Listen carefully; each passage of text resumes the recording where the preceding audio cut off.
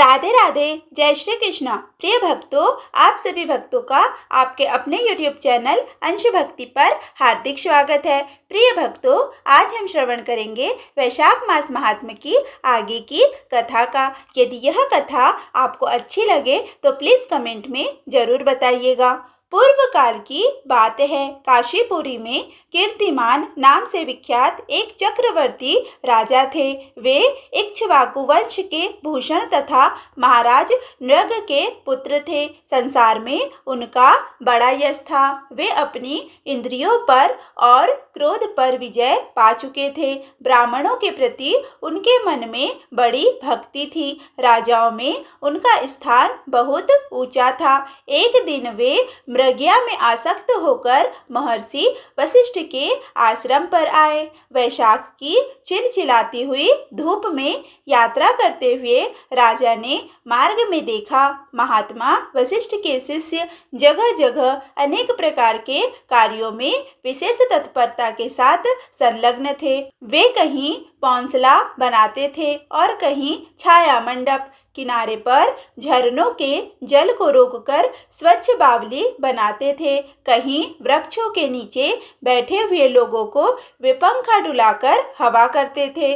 कहीं उख देते, कहीं सुगंधित पदार्थ भेंट करते और कहीं फल देते। दोपहरी में लोगों को छाता देते और संध्या के समय शरबत। कोई शिष्य घनी छाया वाले वन में झाड़ बुहार कर साफ किए हुए आश्रम के प्रांगणों में हितकारक बालुका बिछाते थे और कुछ लोग वृक्षों की शाखा में झूला लटकाते थे। उन्हें देखकर राजा ने पूछा, आप लोग कौन हैं? उन्होंने उत्तर दिया, हम लोग महर्षि वशिष्ठ के शिष्य हैं। राजा ने पूछा, यह सब क्या हो रहा है? वे बोले, ये वैशाख मास में कर्तव्य रूप से बताए गए धर्म हैं, जो धर्म अर्थ काम मोक्ष चारों पुरुषार्थों के साधक है। हम लोग गुरुदेव वशिष्ठ की आज्ञा से इन धर्मों का पालन करते हैं। राजा ने पुनः पूछा, इनके अनुष्ठान से मनुष्यों को कौन सा फल मिलता है? किस देवता की प्रसन्नता होती है? उन्होंने उत्तर दिया, हमें इस समय यह बताने के लिए अवकाश नहीं है। आप गुरु जी से यथोचित प्रश्न कीजिए। वे महायशस्वी महर्षि इन धर्मों को यथार्थ रूप से जानते हैं। शिष्यों से ऐसा उत्तर पाकर राजा शीघ्र ही महर्षि वशिष्ठ के पवित्र आश्रम पर, जो विद्या और योग शक्ति से संपन्न था, गए। राजा को आते देख महर्षि वशिष्ठ मन ही मन बड़े प्रसन्न हुए। उन्होंने सेवकों सहित महात्मा राजा का विधि पूर्वक आतिथ्य सत्कार किया। जब वे आराम से बैठ गए तब गुरु वशिष्ठ से प्रसन्नता पूर्वक बोले, भगवान, मैंने मार्ग में आपके शिष्यों द्वारा परम आश्चर्यमय शुभ कर्मों का अनुष्ठान होते देखा है, किंतु उसके संबंध में जब प्रश्न किया तब उन्होंने दूसरी कोई बात न बताकर आपके पास जाने की आज्ञा दी। उनकी आज्ञा के अनुसार मैं इस समय आपके समीप आया हूँ। मेरे मन में उन धर्मों को सुनने की बड़ी इच्छा है, अतः आप मुझसे उनका वर्णन करें। तब महायशस्वी वशिष्ठ जी ने प्रसन्नता पूर्वक कहा, राजन, तुम्हारी बुद्धि को उत्तम शिक्षा मिली है। अतः उसने यह उत्तम निश्चय किया, भगवान विष्णु की कथा के श्रवण और भगवत कर्मों के अनुष्ठान में जो तुम्हारी बुद्धि की आत्यांतिक प्रवृत्ति हुई है, यह तुम्हारे किसी पुण्य का ही फल है, जिसने वैशाख मास में महाधर्मों के द्वारा भगवान श्री हरि की आराधना की है।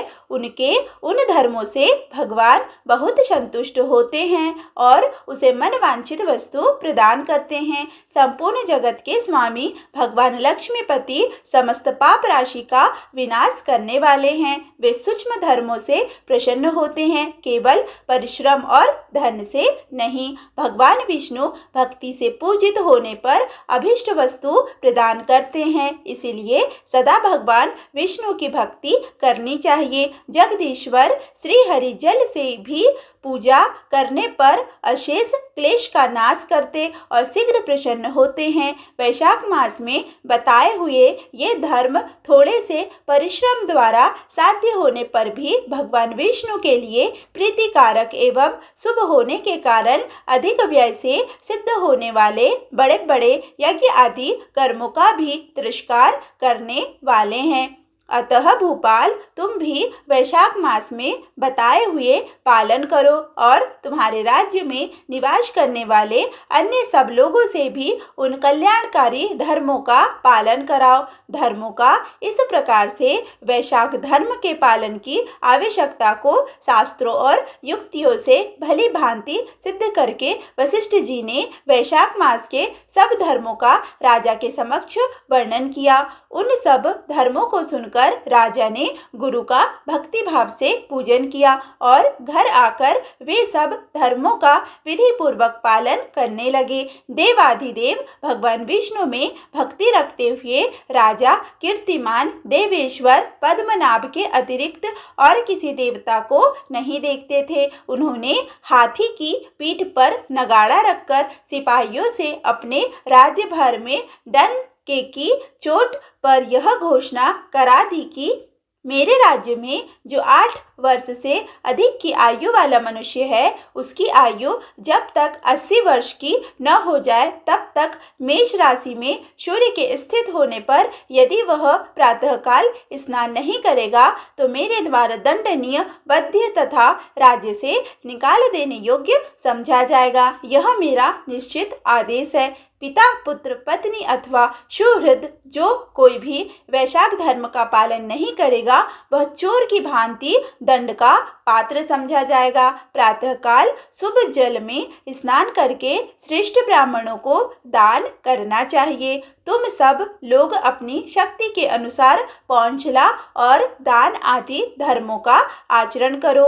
राजा कीर्तिमान ने प्रत्येक ग्राम में धर्म का उपदेश करने वाले एक एक ब्राह्मण को बसाया।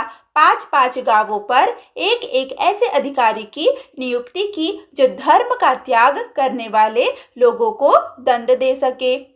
उस अधिकारी की सेवा में 10-10 घुड़सवार रहते थे। इस प्रकार चक्रवर्ती नरेश के शासन से सर्वत्र और सब देशों में यह धर्म का पौधा प्रारंभ हुआ और आगे चलकर खूब बड़े हुए वृक्ष के रूप में परिणित हो गया। उस राजा के राज्य में जो लोग मर जाते थे वे भगवान विष्णु के धाम में जाते थे। वहां के मनुष्यों को विष्णु लोक की प्राप्ति निश्चित थी। एक बार भी वैशाख स्नान कर लेने से मनुष्य यमराज के पास नहीं जाता। अपने धर्म अनुकूल कर्म में स्थित हुए सब लोगों के विष्णु लोक में चले जाने से यमपुरी के सब नरक खाली हो गए। वहां एक भी पापी प्राणी नहीं रह गया। वैशाख मास के प्रभाव से यमपुरी के मार्ग की यात्रा ही बंद हो गई। सब मनुष्य दिव्य आकृति धारण करके भगवान के धाम में जाने लगे। देवताओं के जो लोक है वे सब भी शून्य हो गए। स्वर्ग और नरक दोनों के शून्य हो जाने पर एक दिन नारद जी ने धर्मराज के पास जाकर कहा, धर्मराज, आपके इस नरक में अब पहले जैसा कोलाहल नहीं सुनाई पड़ता। पहले की भांति पाप कर्मों का लेखा भी नहीं लिखा जा रहा है। चित्रगुप्त जी तो ऐसे मौन भाव से बैठे हुए हैं जैसे कोई मुनि हो। महाराज, इसका कारण तो बताइए। महात्मा नारद के ऐसा कहने पर राजा यम ने कुछ दीनता के स्वर में कहा, नारद, इस समय पृथ्वी पर जो यह राजा राज्य करता है वह पुराण पुरुषोत्तम भगवान विष्णु का बड़ा भक्त है। उसके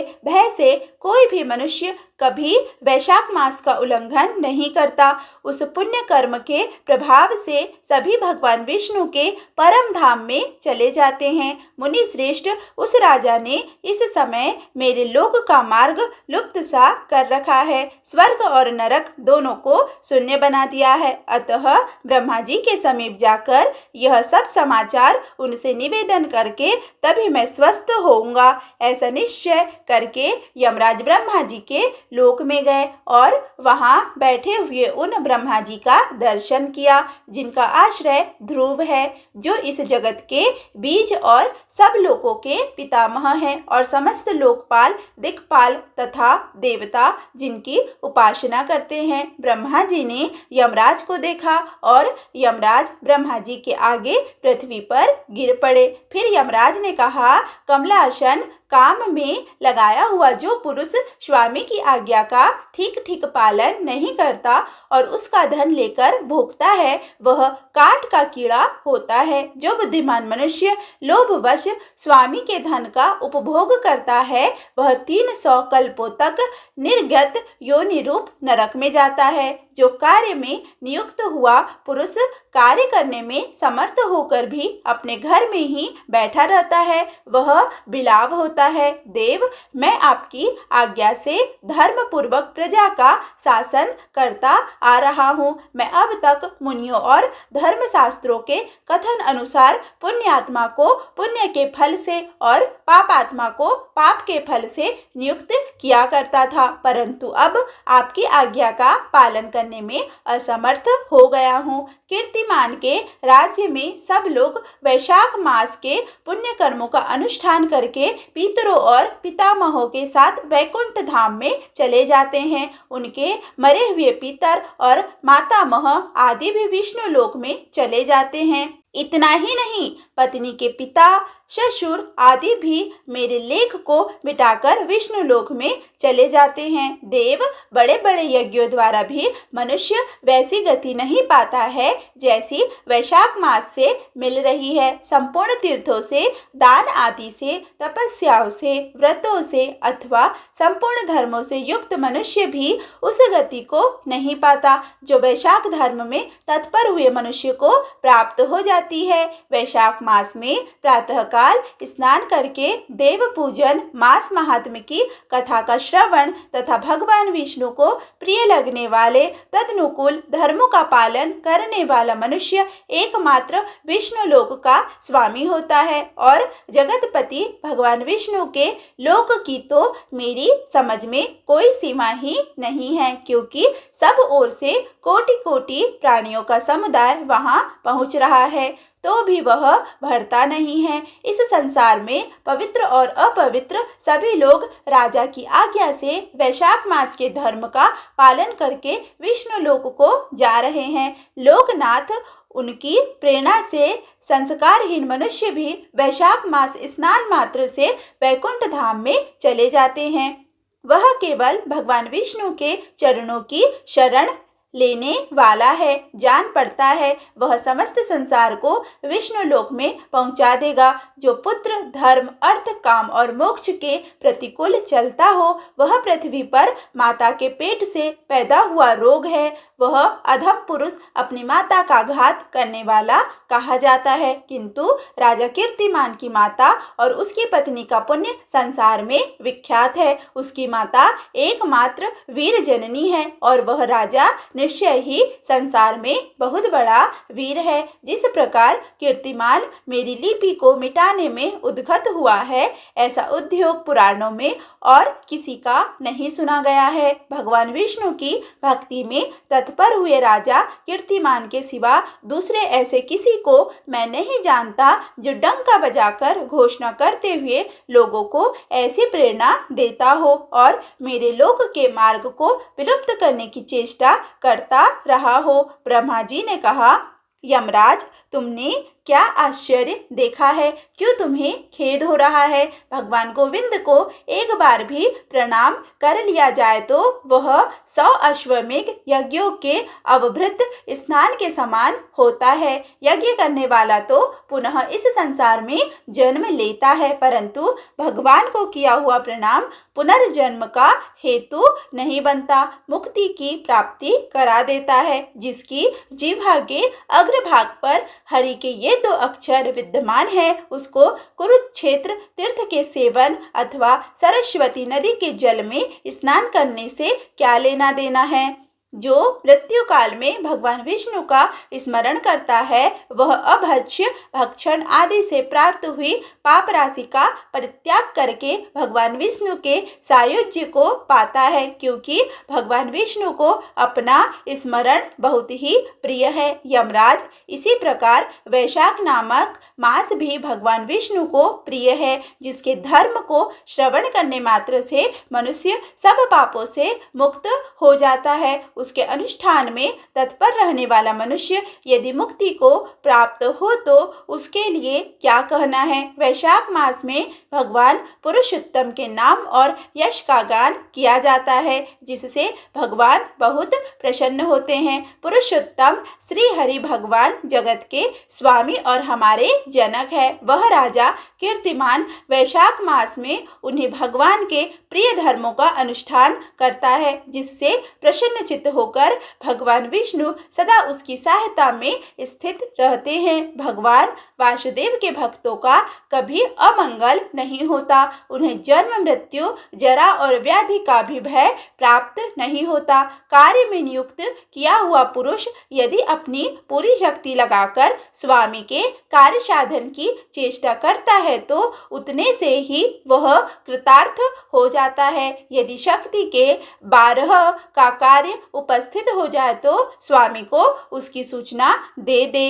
उतना कर लेने से वह उऋण हो जाता है और सुख का भागी होता है। जिसने उस प्रयोजन को स्वामी से निवेदित कर दिया है उसके ऊपर न तो कोई ऋण है और न पातक ही लगता है। अपने कर्तव्य पालन के लिए पूरा यत्न कर लेने पर प्राणी का कोई अपराध नहीं रहता। यह कार्य तुम्हारे लिए असंभव है, अतः इसके विषय में तुम्हें शोक नहीं करना चाहिए। ब्रह्मा जी के ऐसा कहने पर यमराज ने दीनवाणी में कहा, तात, मैंने आपके चरणों की सेवा से सब कुछ पा लिया। तब ब्रह्मा जी ने पुनः समझाते हुए कहा, धर्मराज, राजा कीर्तिमान विष्णु धर्म के पालन में तत्पर है। चलो हम लोग भगवान विष्णु के समीप चले और उन्हें सब बात बताकर पीछे उनके कथन अनुसार कार्य किया जाएगा।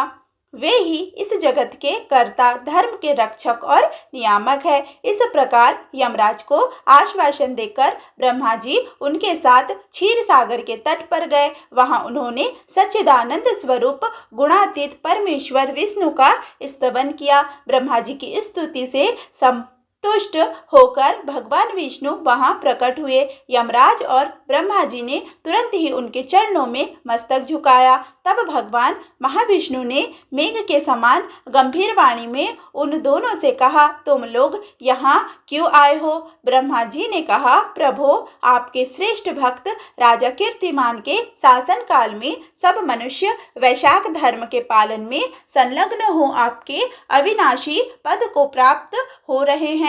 इससे यमपुरी सुनी हो गई है। उनके ऐसा कहने पर भगवान विष्णु हंसते हुए बोले, मैं लक्ष्मी को त्याग दूंगा। अपने प्राण शरीर श्रीवत्स कौस्तु भमणी वैजंती माला श्वेत दीप वैकुंठ धाम क्षीर सागर शेषनाग तथा गरुड़ जी को भी छोड़ दूंगा, परंतु अपने भक्त का त्याग नहीं कर सकता। जिन्होंने मेरे लिए सब भोगों का त्याग करके अपना जीवन तक मुझे सौंप दिया है, जो मुझ में मन लगाकर मेरे स्वरूप हो गए हैं, उन महाभाग भक्तों को मैं कैसे त्याग सकता हूँ। राजा कीर्तिमान को इस धरती पर मैंने 10,000 वर्षों की आयु दी है, उसमें से 8,000 वर्ष तो बीत गए। शेष आयु और बीत जाने पर उसे मेरा सायुज्य प्राप्त होगा। उसके बाद पृथ्वी पर बेन नामक दुष्ट आत्मा राजा होगा, जो संपूर्ण वेदोक्त महाधर्मों का लोप कर देगा। उस समय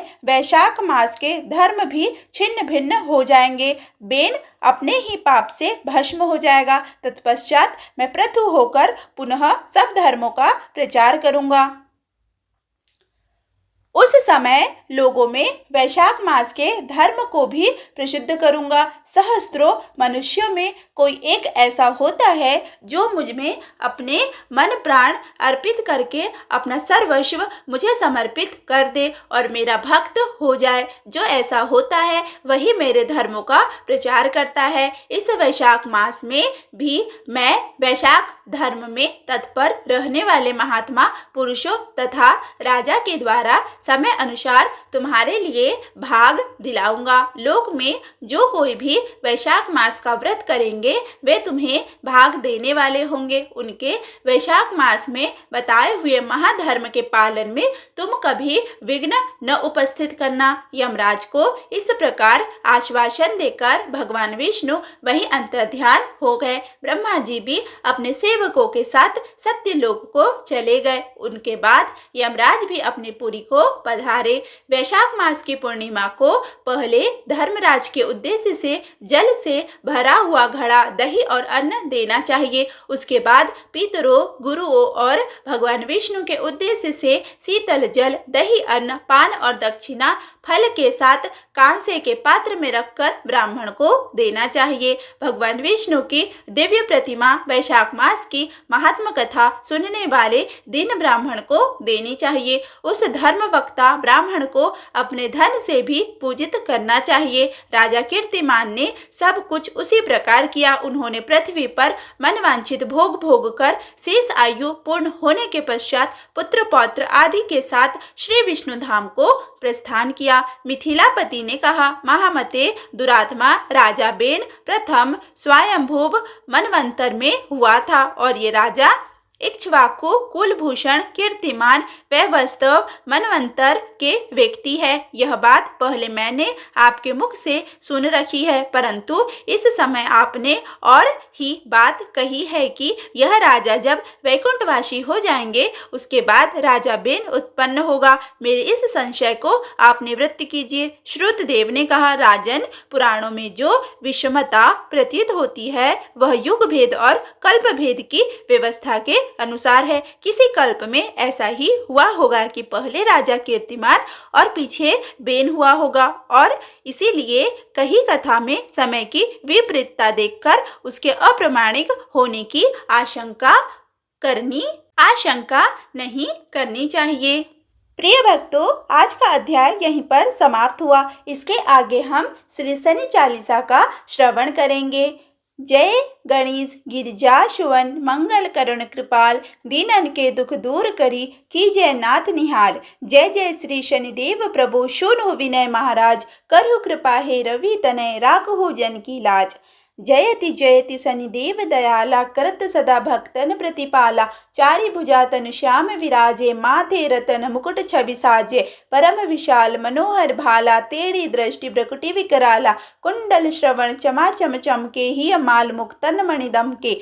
कर में गदा त्रिशूल कुठारा, पल बीच करे अरहि संहारा। पिंगल कृष्णो छाया नंदन, यम कोणस्थ रौद्र दुख भंजन। शौर्य मंद सनिदश नामा, भानु पुत्र पूज ही सब कामा। जा पर प्रभु प्रसन्न है जाई, रंकहु राव करे क्षण माही। पर्वत हो तृण हो इनिहारत, तृण हो को पर्वत करि डारत। राजा मिलत बन राम ही दीन्हो, के कई की मति हरि लीन्हो। बन हो मैं मृग कपट दिखाई, मातु जानकी गई चुराई।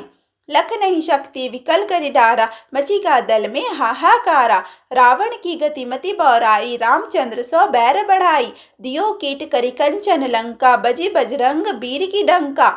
नृप विक्रम पर तुहि पगुधारा, चित्र मयूर निगली गए हारा। हार नौलख्या लाग्यो चोरी, हाथ पैर डरवायो तोरी। भारी दशा निष्कृष्ट दिखायो, तेल ही घर गोलू चलवायो। विनय राग दीपक मह कीन्हो, तब प्रसन्न प्रभु है सुख दीन्हो। हरिश्चंद्र नृप नारी बिकारी, आपहु भरे डोम घर पानी। तैसे नल पर दशा सिरानी, भूंजी मीन कूद गई पानी। श्री शंकर ही गयो जब लाई, पार्वती को सती कराई। तनिक विलोकत ही करि रीसा, नभ उड़ी गयो गौरी शुद्ध सीसा। पांडव पर भय दशा तुम्हारी, बची द्रौपदी होती उगारी। कौरव के भी गतिमति मारियो, युद्ध महाभारत करि डारियो। रवि कह मुख मह धरि तत्काला, लेकर कुदी परियो पाताला।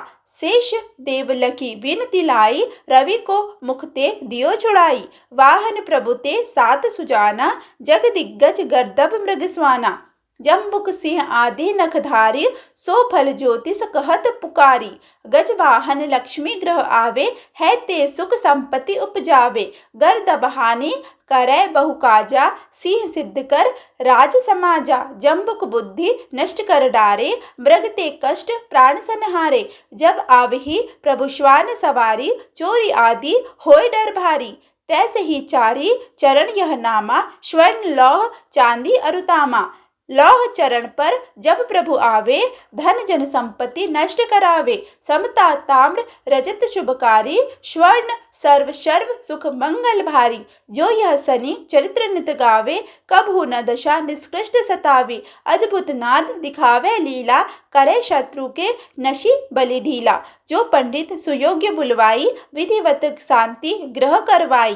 पीपल जल शनि दिवस चढ़ावत, दीप दान दे बहु सुख पावत। कहत राम सुंदर प्रभु दासा, शनि सुमिरत सुख होत प्रकाशा। पाठ शनिश्चर देव को की हो भक्त तैयार, करत पाठ 40 दिन हो भवसागर पार। प्रिय भक्तों, आज का अध्याय यहीं पर समाप्त हुआ। यदि यह कथा आपको अच्छी लगी हो तो प्लीज़ वीडियो को लाइक करें, वीडियो को ज़्यादा से ज़्यादा शेयर करें तथा चैनल पर पहली बार आए हैं तो चैनल को सब्सक्राइब करना बिल्कुल भी ना भूलें। धन्यवाद।